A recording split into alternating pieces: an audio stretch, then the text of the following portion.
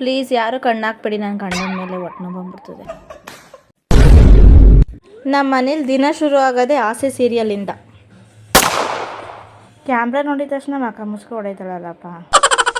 ಇನ್ನು ನಮ್ಮ ಮನೇಲಿ ನೀರು ಬಂದು 4 ದಿನ ಆಯಿತು. ಅಡುಗೆ ಮಾಡೋಕ್ಕೂ ನೀರಿರಲಿಲ್ಲ ಮನೇಲಿ. ಇರೋ ಸ್ವಲ್ಪ ನೀರಲ್ಲೇ ನಮ್ಮ ಪಾಪುಗೆ ಮ್ಯಾಗಿ ಮಾಡಿಕೊಟ್ಟೆ. ಹೊಟ್ಟೆ ಹಶ್ವು ಅಂತ ಅಂತಿದ್ದ. ಮ್ಯಾಗಿನ ತಟ್ಟೆಗೆ ಹಾಕ್ಕೊಟ್ಟೆ, ತಿನ್ನು ಅಂದರೆ ನನ್ನೇ ತಿನ್ನಿಸು ಅಂತ ಹಿಡ್ಕೊಂಡಿದ್ದಾನೆ. ಇನ್ನು ನಮ್ಮ ಅತ್ತೆ ಮತ್ತು ಪ್ರಾರ್ಥನಾ ಇವತ್ತು ಊರಿಗೆ ಹೊರಟಿದ್ರು. ಊರಲ್ಲಿ ಗೃಹ ಪ್ರವೇಶ ಆಯಿತು ನಮ್ಮ ಅತ್ತೆ ಅವ್ರದ್ದು. ನಮ್ಮ ಅವ್ರಿಗೆ ಬಾಯಿ ಮಾಡ್ತಾ ಇದ್ದಾನೆ. ಇವಳು ಬಾಯಿ ಮೇಲೆ ಬಾಯಿ ಮಾಡ್ತಾನೇ ಇದ್ದಾಳೆ. ಮುಂದಕ್ಕೆ ಹೋಗೋಕ್ಕೆ ಮನಸ್ಸಿಲ್ಲ. 1 ವರ್ಷ ಆದಮೇಲೆ ಬರೋಳಂಗೆ ಆಡ್ತಿದ್ದಾಳೆ.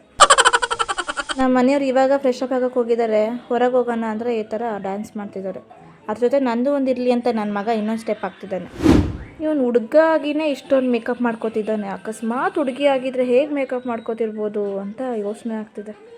ಕನ್ನಡಿ ಮುಂದೆ ನಿಂತ್ಕೊಳ್ಳೋಂಗಿಲ್ಲ, ನನಗೂ ಹಾಕು ಅಂತಾನೆ.